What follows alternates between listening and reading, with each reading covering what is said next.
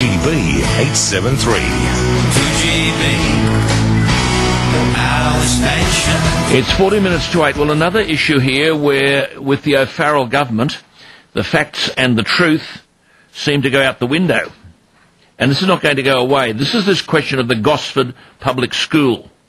This goes back to 2010 when the Keneally government began a consultation process with the Gosford Public School and the community about relocation.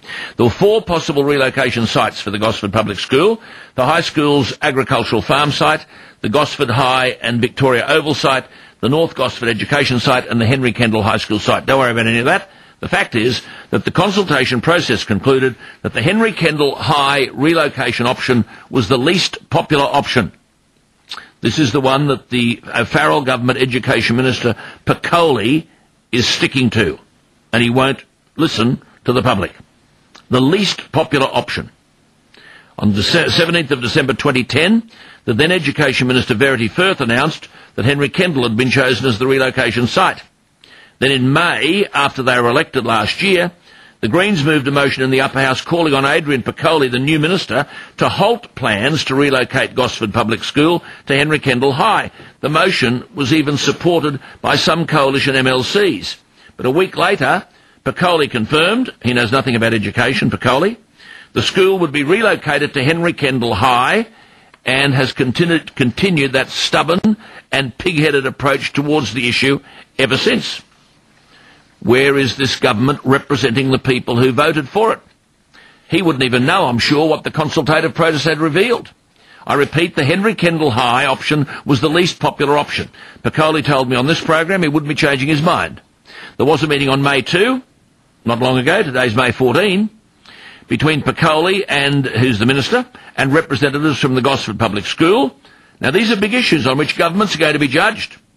They may as well have not turned up. Kaye made it clear he wouldn't be changing his mind.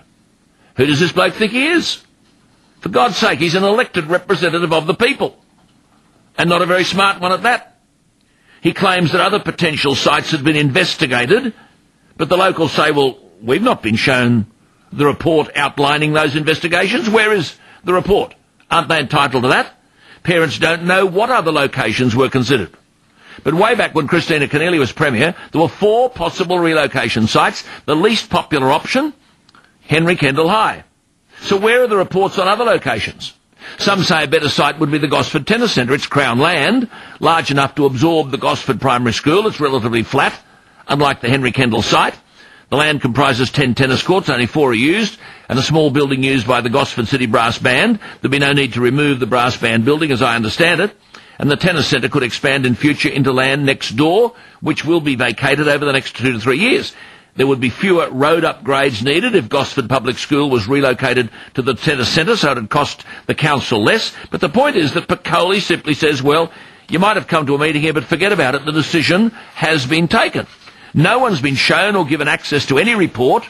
This is the O'Farrell government. Now, it, in opposition, said, oh, this dreadful Labor government, they're pig-headed, they go out there and they ignore you, we'll listen to the public, every petition of 10,000 people we'll consider. Well, there is a petition of 10,000 people, and those petitioners are treated as they would be in Vladimir Putin's Russia. John Kaye is an Upper House MLC. He introduced a Save the Gosford Public School bill. Very straightforward, 8 simple clauses, pretty simple. Prohibit the relocation of Gosford Public School to the grounds of Henry Kendall High. Notice to be given before any relocation decision is made. Pretty simple stuff. Proper consultation with the principal of the school, the parents, the guardians of each child, teachers, etc. That's, of course, what democracy is about. That's what Barry O'Farrell promised. It's not what we're getting, either on coal seam gas or on Gosford Public School. John Kaye from the Upper House is on the line. John Kaye, good morning. Good morning, Alan. You introduced this bill on the 3rd of May. We introduced it on the 3rd of May. We were not even able to bring it on for debate, both the Coalition and Labor. Labor, I must say, captured by a previous mistake, the Coalition trying to avoid scrutiny on their current set of mistakes, refused us the right to debate the bill. All we got was Duncan Gay, the Piccoli's representative in the Upper House, saying that we were posturing. Well, I want Mr. Gay and Mr. Piccoli to go to Gosford, stand on a street corner and say anybody who stands up for the rights of the parents at Gosford Public School are posturing. Yeah. Because we were not posturing. Well, hang on. There were 10,000 Gosford residents have signed a petition, for God's sake. That's 10,000 who have signed it. I guarantee you there's another 10,000 who are equally angry. I've been up there a couple of times recently, and you just have to say co-location, which is a word that wasn't commonly used in Gosford before that, and everybody gets hot under the collar. There is no question that the Coalition has read this wrong. They have misread what the people of Gosford are thinking, and they think they can get away with it. I think they're being misled by Chris Holstein, the local member. Oh, yeah, well, he's hopeless. He's useless. Well, I'm very disappointed. One of the things I've got to say, Alan, in your introduction, which was spot on, one of the things that's made us really hot under the collar is that Mr. Holstein said, I've reviewed these sites. I've reviewed the alternative sites. I've reviewed the decision, and I say it's okay. And in fact, in front of my colleague, Jamie Parker, he waved the document at him, which he said, this is my review.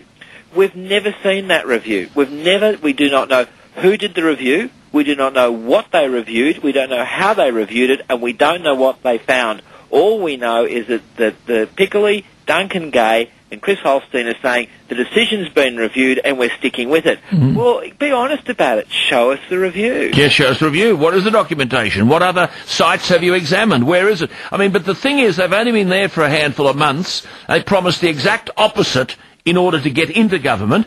And the worry with people listening to the program now is, well, this could be a blueprint for future school amalgamations. I mean, who's next after Gosford Public School? Well, this is our concern. If this grab for cash by the government at the expense of the Gosford community is successful, we're fairly concerned there's about $250 million worth of land out there that the New South Wales government could start selling off by forcing primary schools and high schools that are less than 5 kilometres apart to join together.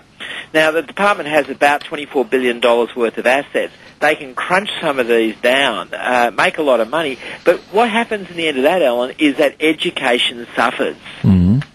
Well, I mean, doesn't the New South Wales government have its own directorate stating, schools directorate, quote, new primary schools should be 3 hectares in size and high schools should be 6? Whereas both these sites, to complete your sentence, if you put these two schools together onto about 4.25 hectares, you're going to crunch them down to less than a third of what should be allocated to them by their own directory. It's just selling out the future. Those figures you quote are not there for random reasons. No, they are there. That's right. They're the guidelines. Now, as I understand, there's a special needs unit.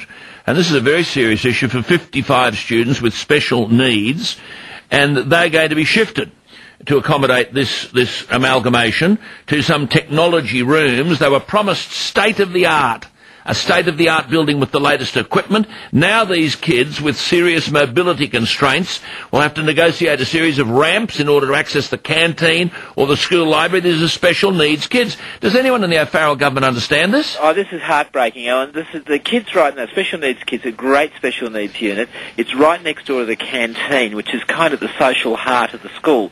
So these kids can easily get across to the canteen. They can interact with the other kids. They're being dumped now down onto the bottom of the site. It needs to be understood, as you said in your intro, this is a very steep site. They're being dumped down onto the bottom of the site where the canteen and their existing unit are at the top. That means they've got this very complex series of ramps. I went over the plans a couple of weeks ago, tracing out how a kid in a wheelchair would get from... Dreadful. Dreadful. Just heartbreaking. It's just dreadful stuff. Yeah. And of course then you've got students from both schools would have little access to open space. The play areas for the primary students would be small. I understand they'd be divided by retaining walls. But I mean, no one wants to listen to this. Piccoli, where's Barry O'Farrell? They will talk to the people. We'll listen to the people. Where are they? It's a fundamental issue about democracy. If they feel they really do need to move away from the existing site, then they should be open and honest about how they're doing it, who they're consulting with, and in particular what reviews they've done. This is just outrageous. It's a complete walkover. And there's a swag of seats on the Central Coast that went from Labor to the Coalition looking for something better than they got last time round, and now they're being treated with utter contempt. Yes, and I mean basically saying, oh, well, there is a report, we've had investigations of other sites. Well, where is the report? Hello? doing. Where is this at this point then? Have they started this process? Well, we haven't... Sorry, you just cut out there, Alan. We haven't seen the reports. We've asked for the reports. Yeah.